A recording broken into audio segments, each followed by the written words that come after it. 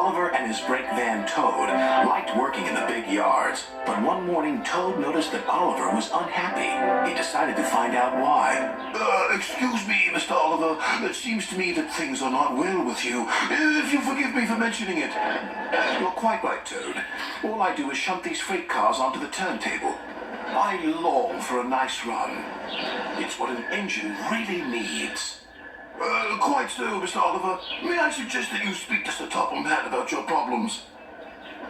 But Oliver said nothing. He just grew unhappier, and he was rough with the freight cars. You're no good, Oliver. You're dangerous.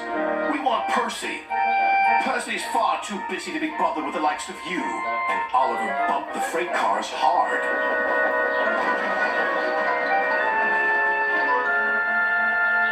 "You silly engine," shouted a workman. "It'll take a long time to repair this turntable, which will cause confusion and delay."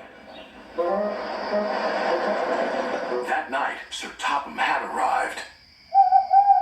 "Oliver, you have caused confusion. I thought you could control freight cars. You shall work the mail train for a while. Maybe the night air will clear your smoke box." "Yes, sir. Sorry, sir," said Oliver sadly. "Cheer up, old chap," said his driver. "The mail train run is a grand run for a fine engine like you." Oliver smiled, but he still felt he had let everyone down. His driver took them along the coastal run with the mail train. The fresh air couldn't help but brighten Oliver's spirits.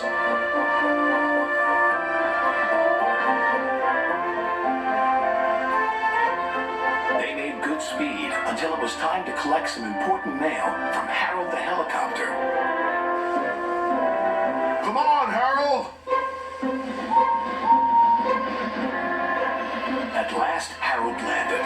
"Sorry I'm late, Great Western. Had a bit of a problem with one of my arms. Kept letting me down when I was meant to be up. You know how it is."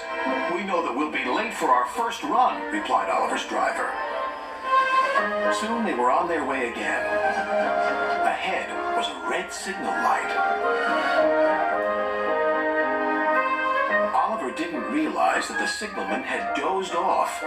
Oliver whistled several times, but the signal stayed red. "There must be something wrong with that signal. We'll go slowly and stop by the signal box," said his driver. But they never reached it. The points before the signal box were switched to an old track.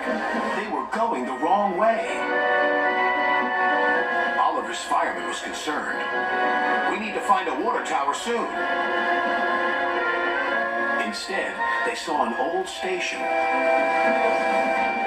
Disaster lay ahead.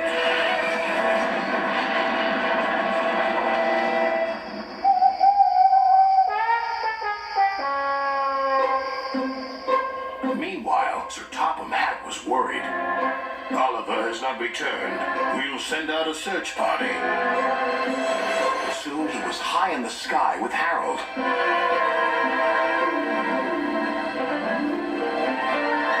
"There they are."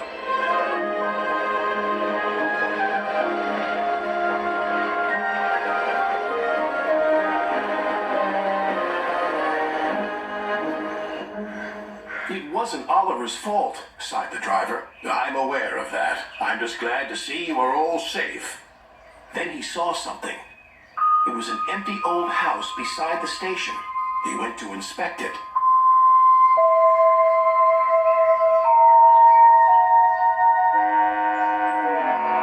When he returned, he spoke to Oliver. "You have found another attraction for our island. We'll make this house as good as new, and visitors can have tea and crumpets there." Sighed Oliver. "Getting lost can be interesting, but being found is much nicer. Especially when it makes an engine feel really useful."